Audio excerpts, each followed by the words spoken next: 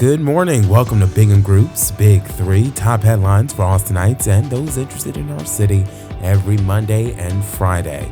We like to kick things off with wishing Bingham Group a happy 4th anniversary. The firm turned 4 on Saturday. You can check out the note from founder and CEO AJ Bingham on the firm site. We have our Big Three stories for today. Austin Public Health to open vaccine eligibility to general public today. Google's future home at Block 185 has already transformed Austin's Skyline. ERCOT to argue it is immune from winter storm lawsuits. This is the Big Three. Beginning today, anyone 18 years old or older will be eligible to schedule an appointment to get their first dose of the Moderna vaccine. The state opened vaccine eligibility to people 16 and older at the end of March. But APH has been continuing to prioritize appointments to those it sees as most vulnerable. APH's vaccines will open only to people 18 and up because the agency is administering the Moderna vaccine, which is not approved for use right now in people under 18. APH says release times and dates can vary week to week as operations change. The agency has been posting updates about this process on its Twitter account. Block 185, the downtown Austin office tower project, best known as the future home of Google, has made significant progress since its groundbreaking back in the downright prehistoric era of 2019. And though it hasn't reached its full height of 594 feet just yet, the 35-floor building's ever-growing prominence on the downtown skyline is becoming increasingly difficult to overlook.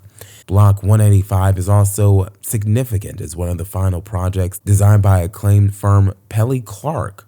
Pelle, before the July 2019 death of its founder, the Argentinian-American Cesar Pelle, and once it's complete, the building will arguably be the downtown's most nationally prominent work of tower agriculture based on name recognition alone. Pelle and his firm have designed some of the tallest structures in the world, including the unforgettable Twin Petronas Towers in Kuala Lumpur that held the world height record from 1998 to 2004 at 1,483 feet, along with the more recent 1,070-foot Salesforce Tower in San Francisco. In our final story this morning, the Electric Reliability Council of Texas will argue that it has governmental immunity that protects it from at least 35 lawsuits that have been filed against the operator after February's disastrous winter storm, which killed dozens of people and created millions of dollars of damages. The organization wrote a court filing Wednesday to consolidate several of the lawsuits it's battling. They issued a statement as well. It says ERCOT has and will continue to assert that it's entitled to sovereign immunity due to its organization and function as an arm of the state government. A flurry of lawsuits were filed against ERCOT following the late February winter storm that caused almost 70% of its customers to lose power in sub-freezing temperatures. At least 101 people died, mostly due to hypothermia, according to state records.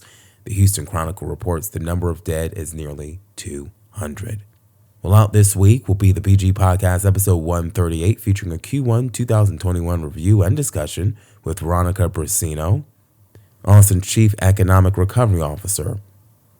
You can listen to prior recordings at bgmediagp.com/BG Podcast. There's new episodes every single Wednesday.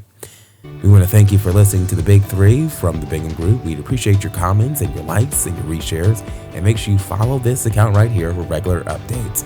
We're going to see you on Friday afternoon for our next Big Three segment. Until then, have a great and safe week.